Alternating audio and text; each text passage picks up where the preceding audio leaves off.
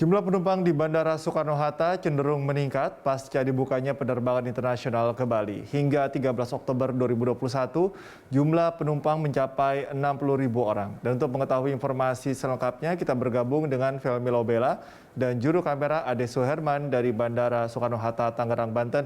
Felmi, seperti apa realnya kondisi terkini di Bandara Suta? Apakah memang ada peningkatan jumlah penumpang di sana?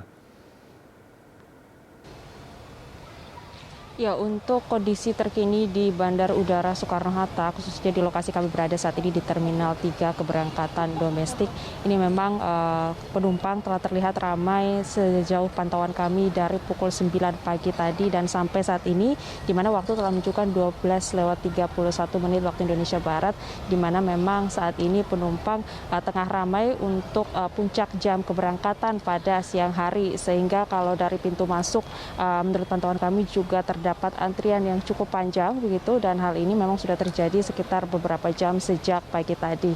Dan terkait dengan hal itu juga, ini sesuai dengan aturan ataupun kelonggaran dari penerapan PPKM sendiri, ini juga turut berdampak pada peningkatan jumlah penumpang atau angka penumpang yang ada di Bandar Udara Soekarno-Hatta. Nah, berdasarkan keterangan dari pihak Angkasa Pura atau Bandar Udara Soekarno-Hatta, memang kita lihat bahwa selama masuk pada bulan Oktober, ini peningkatan jumlah penerbangan maupun jumlah penumpang sendiri terlihat cukup signifikan jika dibandingkan masih pada saat penerapan dari PPKM, khususnya PPKM level 4. Setelah adanya kelonggaran memang meningkat drastis.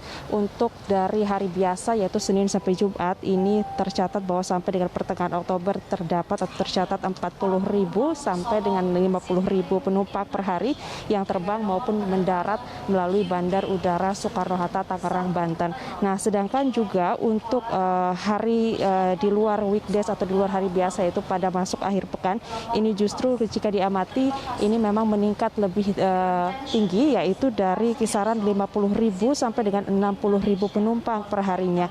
Dan juga pergerakan dari jadwal penerbangan sendiri khususnya atau otomatis akan meningkat, di mana untuk saat akhir pekan sendiri ini peningkatan dari jadwal penerbangan ataupun pergerakan pesawat ini bisa sampai 500 hingga 500, maksud kami 400 sampai dengan 550 penerbangan per harinya.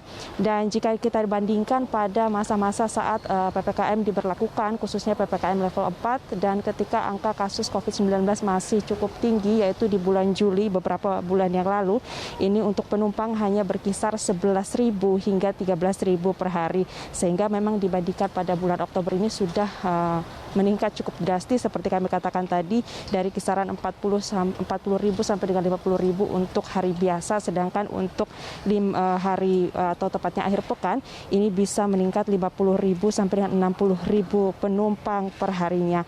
Nah, terkait dengan aturan pemerintah untuk dibukanya kembali penerbangan internasional terutama di Bandar Udara Ngurah Rai Bali, ini memang juga berdampak pada penerbangan dari Bandar Udara Soekarno-Hatta, khususnya para wisatawan domestik yang melakukan penerbangan menuju Bali. Namun memang untuk penerbangan menuju Bali ini kalau untuk wisatawan domestik ke Bali sebelum aturan penerbangan internasional dibuka di Bali memang sudah masuk dalam top 3 atau 3 besar, di mana untuk tujuan penerbangan kembali ke Bali sendiri ini cukup banyak calon penumpang khususnya wisatawan domestik yang menuju ke Bali. Cikal. Ya, Femi, lalu bagaimana dengan aturan wisatawan yang akan masuk Indonesia, baik itu dari Bandara Suta maupun ke Bandara Ngurah Rai? Ya, untuk aturan bagi penumpang internasional, baik itu yang untuk menuju ke Bandar Udara Soekarno-Hatta maupun Bandar Udara Ngurah Rai Bali, tentunya ada sejumlah aturan yang diberlakukan, dan hal ini tertera dalam surat edaran, khususnya surat edaran Menteri Perhubungan nomor 85 tahun 2021 tentang petunjuk pelaksanaan perjalanan internasional dengan transportasi udara pada masa pandemi COVID-19. Tentunya setiap penumpang penerbangan luar negeri yang masuk Indonesia, baik itu yang merupakan warga negara Indonesia maupun warga negara asing, ini sudah wajib untuk menjalani vaksinasi dosis lengkap. Jadi tidak hanya bisa dosis pertama saja, namun sudah dosis lengkap, baik itu dosis pertama maupun dosis kedua. Kemudian juga untuk penumpang pesawat tujuan Indonesia dari luar negeri, ini juga diwajibkan untuk melakukan tes RT-PCR yang sampelnya ini diambil dan berlaku 3 kali 24 jam sebelum keberangkatan. dan juga melakukan karantina selama 5 hari bagi warga negara Indonesia maupun warga negara asing dari luar negeri yang datang ke Indonesia. Kemudian juga pada saat nantinya pelaku perjalanan internasional pada saat keluar bandara ini wajib dilakukan tes molekuler isotermal atau NAAT maupun jenis lainnya yang hasilnya bisa diketahui 1 jam atau tes RT-PCR di bandara kedatangan di Indonesia, sehingga memang pihak dari bandara sendiri mewajibkan sebelum WNI maupun WNA dari negara keberangkatannya ini juga harus wajib melakukan tes RT-PCR di sana. Kemudian juga nantinya ketika tiba di Bandar Udara Soekarno-Hatta harus melakukan kembali tes RT-PCR maupun sejenisnya yang berlaku di Bandar Udara Soekarno-Hatta, di mana hasilnya ini akan keluar dalam waktu 1 kali 24 jam dan juga disediakan fasilitas seperti ruangan khusus di sini untuk mengantri secara teratur, sehingga ini bertujuan agar nantinya tidak terjadi imported case atau kasus impor baru daripada virus corona atau COVID-19 itu sendiri. Demikian, Cikal. Baik, terima kasih Felmi atas laporan Anda. Selamat bertugas kembali.